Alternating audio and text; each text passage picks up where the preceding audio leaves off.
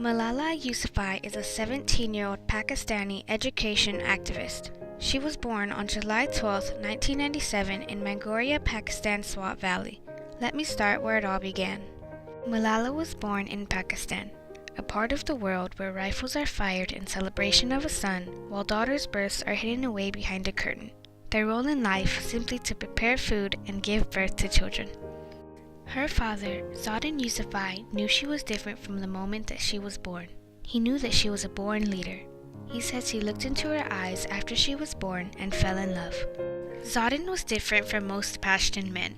He wanted his daughter's birth to be recognized. He and the couple of friends whom came to celebrate Malala's birth threw dried fruits, sweets, and coins into her cradle, a custom only held for boys. His cousin, Jahan Sher Khan Yousafzai, was one of the people who came to celebrate Malala's birth. He brought with him their family tree, the Dolo Khel Yousafzai, going back to his great-great-grandfather. It only showed the male line. Zadin took the tree, drew a line from his name, and at the end of it, he wrote Malala. Even though his cousin laughed in astonishment, he didn't care. He knew a very special daughter was born. He even told people, "I know there is something different about this child." Malala was named after a leader, Malala of Maiwand, also known as Malala Anna. She is known as the national folk hero of Afghanistan who rallied local Pashtun groups against the British troops of the 1880 Battle of Maiwand. When Malala was a young child, she enjoyed playing with her friends. Some were male and some were female. As she got older, she learned that her male friends would have unlimited education, but she and her female friends would only be able to attend school until they reached the age of 10, then kept home to cook and clean. This was because of the fact that many terrorist groups are against women's education in Pakistan. People who speak or act out against them can be severely punished or even killed. From a young age, Malala expressed characteristics of a leader. Even though she knew she could be harmed, she did not care. She knew that she did not want to be treated like this. She wanted to speak out. Malala believes that all women should have the basic right of education. Her father believed the same and supported her. He even founded the Kushal Girls' School that Malala and her friends attended. After the Taliban began attacking girls' schools in Swat, Malala gave a speech in Peshawar, Pakistan in September 2008. The title of her speech was, "How Dare the Taliban Take Away My Basic Right to Education?" This speech focused on the values of education and how it shouldn't be taken away from anyone. In early 2009, age 11, Malala began blogging for the BBC network about living under the Taliban's threat to deny her an education. In order to hide her identity, she used the name Gul Malakai. However, she was revealed to be the BBC blogger in December of that year. Here is one of her diary entries. "I am afraid. January 3rd, 2009. I had a terrible dream yesterday with military helicopters and the Taliban. I have had such dreams since the launch of the military operation in Swat. I was afraid going to school because the Taliban had issued an edict banning all girls from attending schools. Only 11 students attended the class out of 27. The number decreased because of the Taliban's edict. On my way from school to home, I heard a man saying, 'I will kill you.' I hastened my pace. To my utter relief, he was talking on his mobile and must have been threatening someone else over the phone."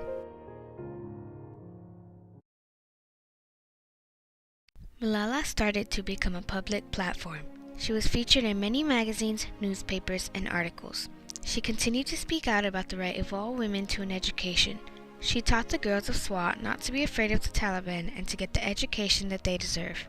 Her activism resulted in the nomination and winning of the International Children's Peace Prize.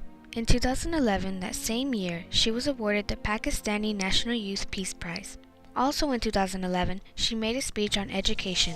Here are her words. मुझे पता है कि इसकी क्या अहमियत है, क्योंकि मुझसे मेरे हाथ से मेरा कलम छीना गया और मेरे हाथ से मेरी किताबें छीनी गई। इसलिए मुझे पता है, जब जनवरी 2009 का महीना आया, तो तालिबान ने मेरी तालीम पर पाबंदी लगाई और कहा कि तुम लड़कियां स्कूल नहीं जाओगी। तो मैं आपको क्या बताऊं कि मुझे कितना दुख हुआ, कितनी तकलीफ मुझे हो रही थी और कितना मैं गमज़दा थी। वो वक्त जो था मैं आपके सामने जाहिर नहीं कर सकती, क्योंकि वो मेरी जिंदगी की सबसे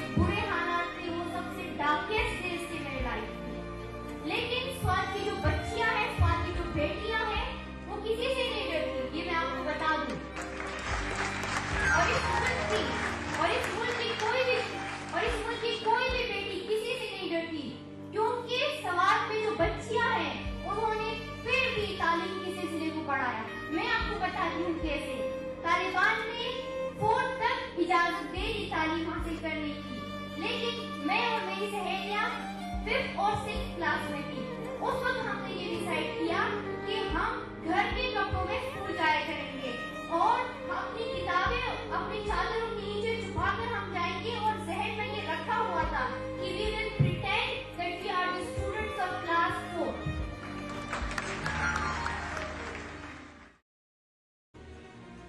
When she was 14, Malala and her family learned that the Taliban had issued a death threat against her.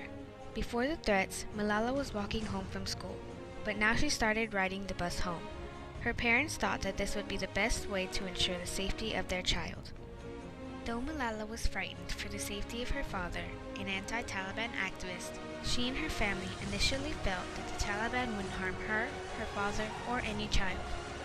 On October 9, 2012, on Malala's way home from school, a Taliban gunman boarded the bus that she was riding to find her. He demanded, "Who is Malala?" When her friends looked toward her, her location was given away. The gunman fired at her from point-blank range. The bullet struck Malala just above her left eye, grazing her brain, and then traveled down the side of her jaw, damaging her skull and left jawbone. It passed through her neck and lodged into the tissue of her left shoulder blade. 2 other girls were also injured in the attack. The shooting left Malala in critical condition. When she was flown to a military hospital in Peshawar, a portion of her skull was removed to treat her swelling brain. To receive further care, she was transferred to Birmingham, England. While she was in the United Kingdom, she was taken out of a medically induced coma. Though she would require multiple surgeries, including the repair of a facial nerve to fix the paralyzed left side of her brain, she suffered no major brain damage. In March 2013, Malala was able to begin attending Edgbaston High School in Birmingham. Also in 2013, she gave a speech at the United Nations on her 16th birthday. At this point, a regular person would have stopped fighting, but Malala is not a regular person. She is a leader, and leaders do what they believe is right no matter what challenges hide behind it.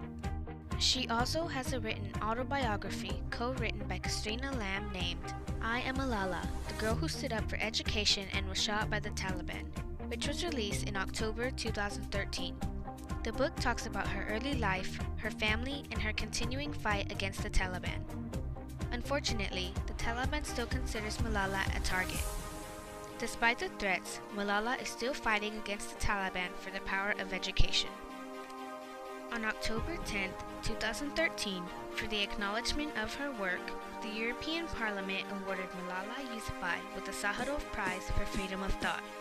That same year, Malala was nominated for the Nobel Peace Prize. She didn't win the prize, but was named a nominee again in March 2014. In October 2014, Malala received the Nobel Peace Prize at the age of 17, making her the youngest recipient of this prestigious award. In congratulating Yousafzai, Pakistani Prime Minister Nawaz Sharif said, "She is the pride of Pakistan. She has made her countrymen proud. Her achievement is unparalleled and unequaled. Girls and boys of the world should take lead from her struggle and commitment." Malala Yousafzai is a very inspiring leader. She will speak out against the Taliban until they give women the rights that they deserve. She will never be silenced, and her legacy will live on forever.